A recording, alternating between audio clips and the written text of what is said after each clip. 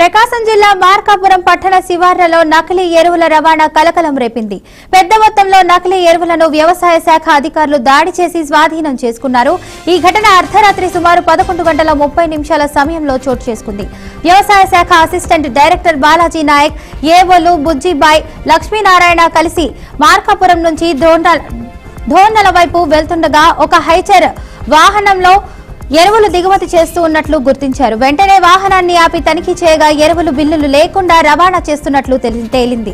దీంతో సుమారు 300 ఎరువు బస్తాలను స్వాధీనం చేసుకుని వాహనాన్ని పోలీస్ స్టేషన్ కు తరలించారు. ఇవి నకిలీ ఎరువులుగా ఉండే అవకాశం ఉందని వ్యవసాయ శాఖ అధికారులు తెలిపారు.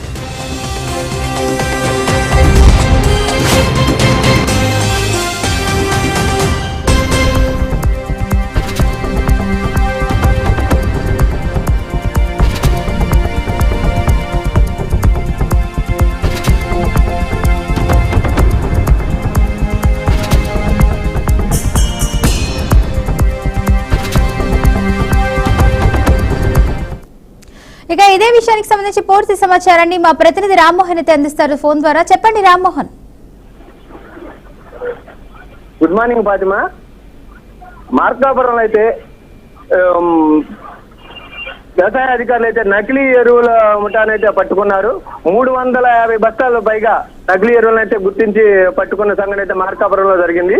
నిన్న అర్ధరాత్రి ఈ మార్కాపురం పట్టణ శివారులోని ఒక లారీలో లోడ్ చేస్తుండగా తరలిస్తుండగా వాటిని రైతుల సమాచారం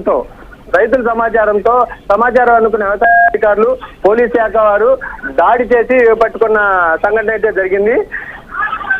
ఈ పెద్ద మొత్తంలో ఏదైతే వీటిని మార్కాపురం పరిసర ప్రాంతాల్లో కొంతమంది హైదరాబాద్ నుంచి వచ్చిన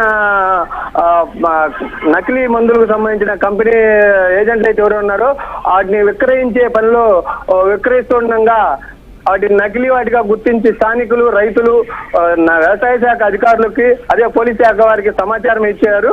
ఆ సమాచారం అనుకున్న వ్యవసాయ శాఖ అధికారులు కానీ, పోలీస్ శాఖ వారు కానీ ఆ లారీలో ఏదైతే ఒక బస్తాలు 300 బస్తాలు లారీలో తరలిస్తున్న వాటిని, అదేవిధంగా ఒక లారీలో 40 బస్తాలు వాటిని విక్రయించగా మిగిలిన 40 బస్తాలని దాడి చేసి పట్టుకున్న సంఘటన అయితే జరిగింది. వీటిని నకిలీ మందులుగా గుర్తించామని వ్యవసాయ శాఖ అధికారులు అయితే తెలిపారు. ఫాతిమా. Right, thank you.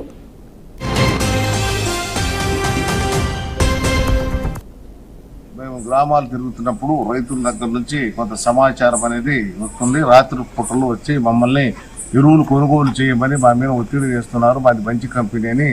ఈ విధంగా ప్రతిరోజు కూడా ఈ గ్రామంలో తిరగడం జరిగి అక్కడ రైతుల దగ్గర వీరు అడ్వాన్స్ గా 100-200 తీసుకొని రైతుల పేర్లు రాసుకుని వెళ్ళడము, పగలంతా ఈ పని చేయడము, నైటు మేము తెచ్చిస్తామనడం జరుగుతూ ఉంది. ఈ విధంగా మేము కొంత నిఘు పెట్టిన తర్వాత మా స్థానిక ఏవో గారికి సమాచారం మేరకు ఈరోజు సాయంత్రం సుమారు 8-9 గంటలకు ముందు ఆటోలో వెళ్తున్న సరుకును పట్టుకోవడం జరిగింది.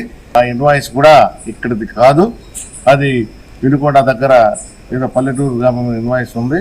ఇది మాకు నాణ్యత లేనిదిగా గమనించడం జరుగుతుంది. దీన్ని పరీక్ష నిమిత్తం ఎరువుల చట్టం ప్రకారం సంబంధిత ల్యాబ్కు పంపించి విశ్లేషణ ఫలితాలు వచ్చిన తర్వాత దీనిపై ఆ విశ్లేషణ ఫలితాలను బట్టి చర్య తీసుకోవడం జరుగుతుంది.